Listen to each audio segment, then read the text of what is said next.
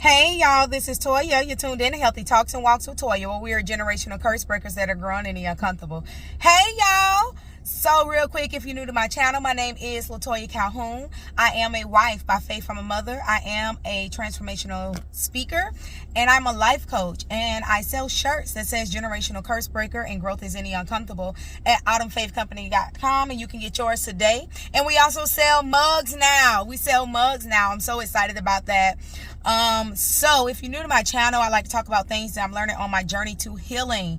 So on this page, I talk about faith-based things because I am faith-based, but then also too, I talk about practical things as well, right? So whether you're a believer or not, you can also get some information here as well.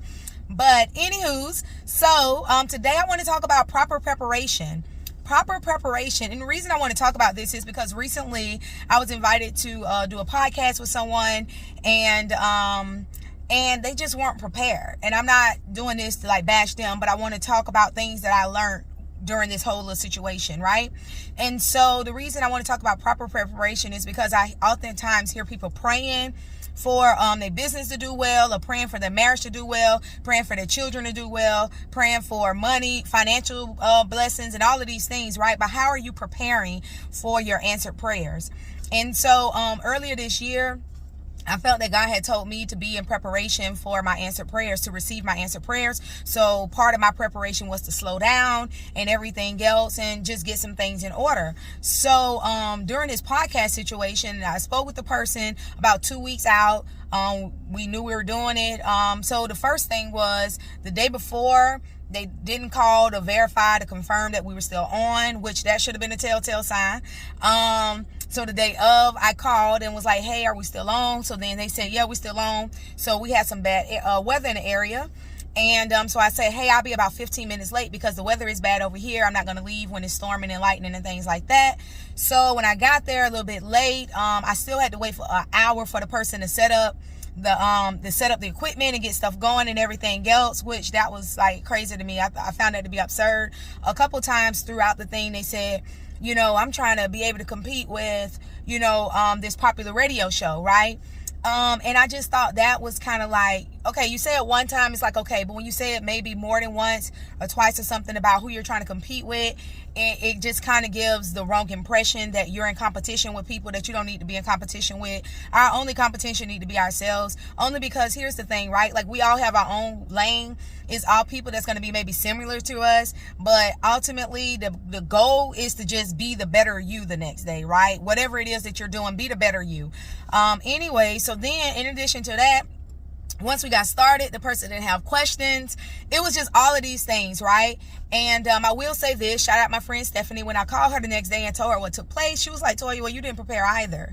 So I think it's important for me to point out that, you know, sometimes we are not doing our due diligence as well. So when I say being in proper preparation, perhaps I should have looked at some of his previous podcast things to kind of see, like, you know, what's the gist of this? Because and what she was pointing out to me is when you going on people's platform, you pretty much co-signing that either, you know, you agree with what they do, how they do, or something like that. That would have gave me some kind of insight on what to expect. Now, I couldn't have possibly prepared to have to wait for an hour for them to get ready and things like that, but I could have known beforehand that this is kind of how they do things or something like that, and made a decision on whether or not this was worth me going to and things like that, right? So I say all of that to say, how do you properly prepare, right? So my thing is, I did a little small mini series last year about SMART goals, right? Making your goals and then, you know, little steps how to get there. But when you're in preparation, what is it that you're preparing for? First off, identify what you're preparing for, right? Then the next thing is small, again, measurable steps to get you to that point, right? I think that we should always be in preparation for what it is that we're praying for, because you never know. Things can come just like that. A person can call you just like that. And if you're already prepared, guess what? You're going to be able to walk right into that, right? But if you got to wait a minute, this and that and the third, you know, it's just not going to be a good look for you, and you can miss that opportunity, right? So I just always say be in preparation. So I like to do I like to use some examples and things like that. So I think about, as far as when it comes to business and things like that, I think about people that have lawn businesses, right? My daddy cut grass on the side. I have an uncle that is a landscaper as well. In the summer months, they're like booming, booming, booming, right? But in the winter months, they slowing down, right? Because the grass isn't growing as fast. So what they have to do in the summer months is properly prepare for the winter. So you can't be out here overly spending and doing things like that. You have to make sure that you're preparing for the winter months to come. And how are you going to still be able to pay your bills and make things happen during the winter when your grass isn't growing as frequently, right? I think about when for speeches, because I am a public speaker, I'm a transformational speaker. Recently I had a speech that I did via Zoom. And during that speech, I used some information that I listened to from a communications podcast that I consistently listen to. I consistently listen to communication podcasts. I listen to leadership podcasts. I listen to things like this to keep me sharp. So should a door open for me, I'm already ready to walk through that door. You know, oftentimes I hear people saying, I want this, I want that, but you aren't ready for those things. And what happens is when you're not ready for those things, it can bust your, I call it bust your heart, but you can squander away, mishandle, the blessing. You can mishandle what you've been praying for, because you aren't prepared for it. And so when I think about, people that are doing, like in the military, you have a PT test. You can't go out there and run that whole PT test if you haven't been preparing. And if you did run out there and you do it, you may, one, not pass, or you risk yourself having injuries. So I think about that in other ways as well. If you're not prepared, when I'm thinking about my business and things like that, if somebody buy me out, how am I going to ship things? How am I going to do this? How am I going to do that? These are things I'm praying for God to multiply my business, to have healthy friendships and all of these things. What am I doing to prepare to have healthy friendships? What am I doing